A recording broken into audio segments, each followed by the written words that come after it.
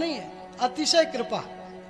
कृपा शब्द है, उससे बड़ा शब्द होता है अति कृपा, और उससे बड़ा होता है अतिशय कृपा।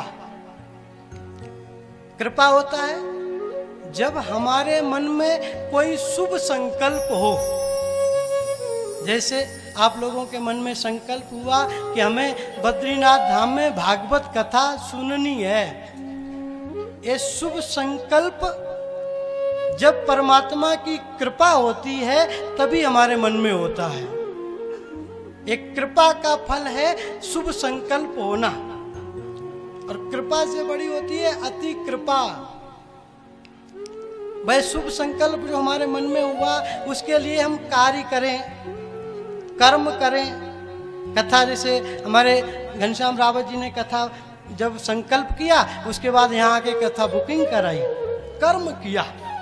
जब हमारा कर्म मूर्ति रूप हो, ये हमारे परमात्मा की अति कृपा होती है। और हमारे परमात्मा की अति विशिष्ट, अनंत तथा अतिशय कृपा यही है कि भगवान के धाम में, बद्रीनाथ भगवान के चरणों में, गंगा मैया की गोद में बैठकर हमें भागवत ज्ञान यज्ञ मिल जाए। ये परमात्मा की अतिशय कृपा है। आज हमारे ऊपर परमात्मा की अतिशय कृपा हुई है। बहुत सारे काम हैं जो धन बल से संभव होते हैं।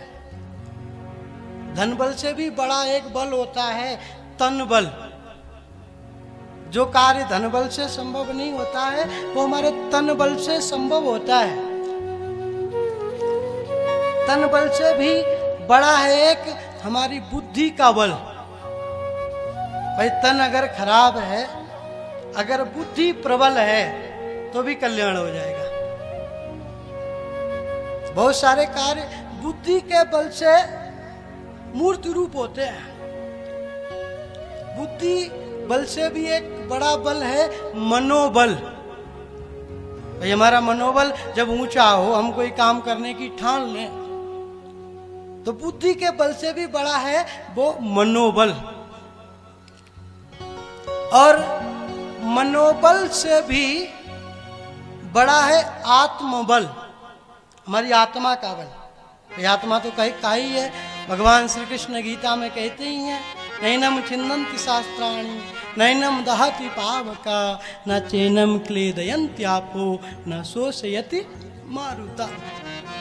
आग जला नहीं सकती, पानी डुबा नहीं सकता। तो आत्मा का बल हमारे मनोबल से भी बड़ा है,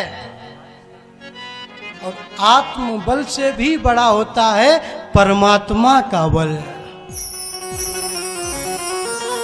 ऐसे आयोजन धन बल से भी संभव नहीं है, ऐसे आयोजन तन बल से भी संभव नहीं है, ऐसे आयोजन बुद्धि बल से भी संभव नहीं है, ऐसे आयोजन मनोबल से भी संभव नहीं है, ऐसे आयोजन आत्म बल से भी संभव नहीं है, ऐसे आयोजन जन बल से भी संभव नहीं है, ऐसे आयोजन यशो बल से भी संभव नहीं है।